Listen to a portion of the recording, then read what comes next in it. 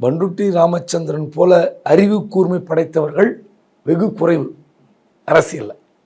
87 வயது. அவருடைய பேட்டி டெலிவரி பார்த்தீங்களா? எப்படி எப்படி வந்து அதை கடைசி முடிக்கும் போது மொத்தமே 5 நிமிடம் தான்.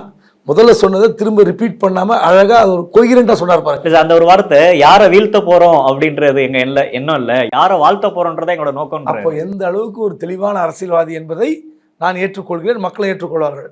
ஆனா அவருடைய ஆசை வந்து எங்க போகுதுன்னா தவறா போகுது. இல்ல தவறா போகுது, விஜய் பக்கம் போறது இல்ல. விஜய் பக்கம் ஓபிஎஸ் வந்தால் திமுக விசஸ் விஜய் அப்படின்னு அரசியல் மாறும்னு சொல்றாருல, அது தவறுங்கிற. அதாவது அவர் திமுக இருந்தவர் தான், அதிமுக கோலோச்சியவர் தான் பண்ருட்டி. ஆனால் என்னை பொறுத்தவரை இந்த நிமிடம் வரை விஜய் வந்து எடுப்பில் வந்து ஒரு எதிர்கட்சி தலைவராக வருவார், ஒரு பெரிய தாக்கத்தை ஏற்படுத்துவார்.